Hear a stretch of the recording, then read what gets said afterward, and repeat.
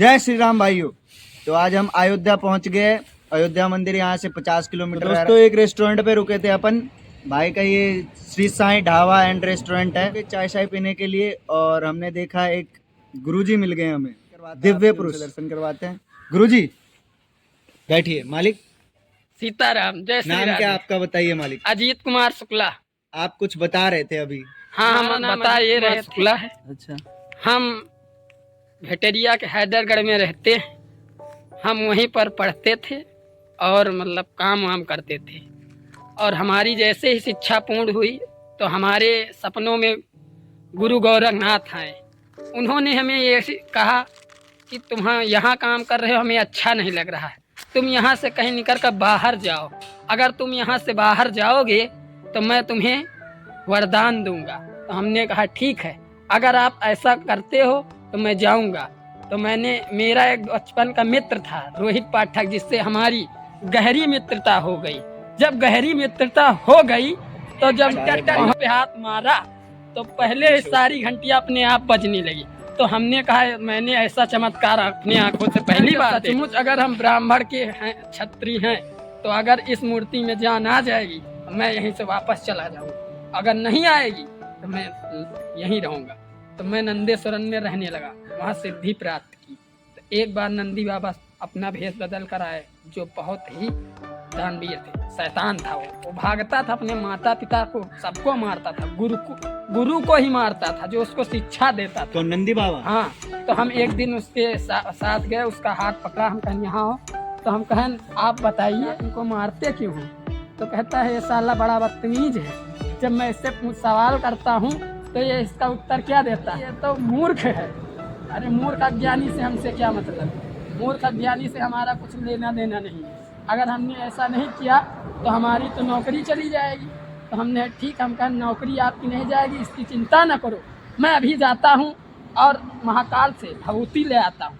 तुम इस भभूति को जब भी चढ़ाओगे तुम्हें याद आएगा। तो कहा ठीक। वहीं पहुँच गए, अपना भेष बदले। भेष बदल कर वहाँ जैसे ही मैंने शंकर जी की पीताम्बरी पहनी और जब भागवत पर जो प्रसाद वितरण होता है उसमें में से एक मुट्ठी राख निकाली। तो जब राख निकाली भाइयों, तो राख निकालते हैं उसमें बंदा बोला कि वंदे मातरम, जय हिंद, जागो के साथ शेर आया है। तो हमने कहा ठीक है।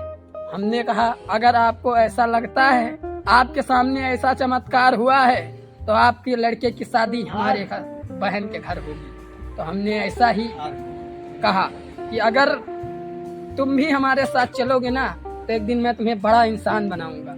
तो उसने कहा ठीक है गुरुदेव, हम आपके साथ चलेंगे।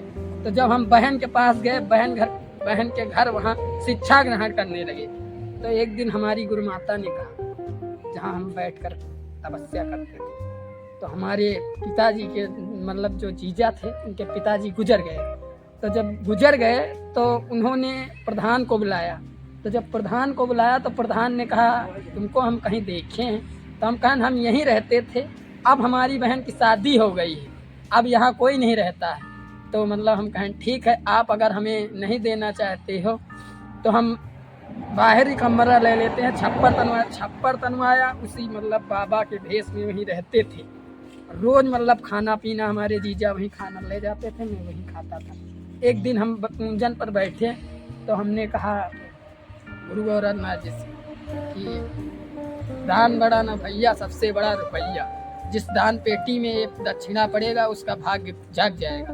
तो हम एक गांव में गए तो उसने कहा गुरुजी आप तो आ गए, लेकिन बहुत लोग आते हैं मांगते हैं कि हमको भी शिक्षा दे दो, शिक्षा दे दो।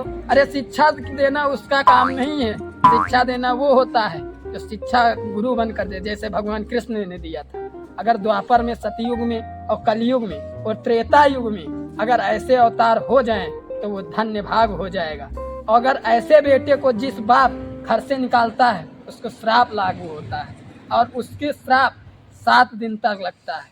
7 दिन तक उसको तक्षक नाग आकर डसता है। तो जब बड़ा जो बेटा होता है घर का, सारा काम वही करता है, काम क्रिया। उसके बाद उसको मतलब अग्नि दान करता है, उसके बाद फिर जाता है। तब कोई कहेगा कि तुम्हारे पिताजी का मतलब साधु ने श्राप दे दिया था। तो हमने कहा ठीक है पिताजी, आप चिंता न करें, हम अभी जाते हैं और कुछ इंतजाम करते हैं। वहीं पर हम रहने लगे। फिर मौसी के यहाँ एक मंदिर था, हमको बड़ा दुख हुआ। हम कहा अरे हमारे पिताजी की मृत्यु हो गई है, अब हमको तो बड़ा गड़बड़ लग रहा है। ठीक है, आप ऐसा ही होगा। तो हमने कहा ठीक है, अगर ऐसा नहीं होगा तो मैं यहीं से लौट जाऊंगा। जब मैं उस स्कूल के कॉलेज में जैसे ही अपने चढ़र रखे, 4 लड़के आ गए हमारे पास। उन्होंने कहा तुम गुंडा हो, तुम इस क्लास में एडमिशन नहीं ले सकते। तो हमने कहा हे भोलेनाथ, आपका मैं सच्चा भक्त हूँ, तो मैं यहीं से नहीं लौटूंगा। अगर सच्चा भक्त नहीं हूँ तो अगर प्रसाद वितरण करूंगा और यहीं बांटूंगा, यहीं बैठकर खाऊंगा।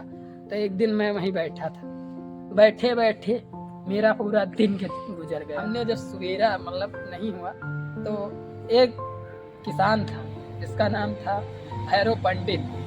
तो उसने कहा पूज्य गुरु जी, आप हमें बताइए कि हमारे संतानें क्यों नहीं हो रही हैं। तो हम कहें आपका संतानें इसलिए नहीं हो रही है क्योंकि आपके घर में जो रहता है उन्होंने किसी को खिला पिलाकर बस में कर दिया था। इस कारण से वह कुछ नहीं करता था, सारा दिन बैठता था, पंडिताया करता था और कुछ भी नहीं काम करता था। जब मैं एक दिन उसके घर गया, तुम अकेले में क्यों बैठे हो, हमसे बातें करो यार। तुम तो हमसे हम जब भी आते तो हमेशा बाहर बैठ के बातें करते थे। जब एक बार मैं उससे मिलने गया तो उसकी माँ ने हमारा हाथ रोक लिया, कहा अगर तुम अंदर जाओगे तो रोहित पाठक और क्रोध में आ जाएगा।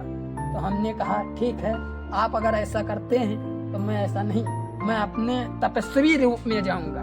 तब हमारी शादी नहीं हुई थी। तब जब वहाँ गुरु गोरखनाथ भैरवनाथ में जब हम एडमिशन लिए तो कुछ बच्चों ने हमको ललकारा कि महाराज आप तो आ गए। तो हमने एक सौगंध खाई थी, जिसने भी मेरे भाई को मारा है मैं उसे घर में घुसकर मारूंगा। एक दिन मैं बैठा था वहीं, तो पेड़ लगा है वृक्षारोपण, मतलब जहाँ पीपल का, बरगद का और महुए का पेड़ लगता है।